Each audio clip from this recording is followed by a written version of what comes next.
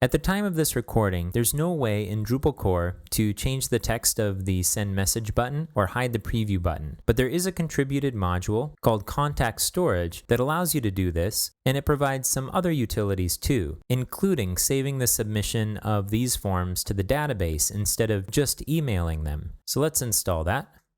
So I'm going to do a search for Drupal contact storage, and we want to end up on project/contact storage on Drupal.org. I'll scroll down, and I'm going to select the tarball for the latest recommended Drupal 8 release. I'll go back to our site, and let's go to Extend and Install New Module. We'll paste in the URL and click Install.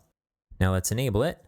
Do a search for contact. Okay, contact storage right here. I'll click Install. Now let's go back to our contact form. We can go right here, and we can scroll down, and now we have some new options, including submit button text, which we want to say send, and then allow preview, which we don't want to do. So we'll uncheck that. Let's click save.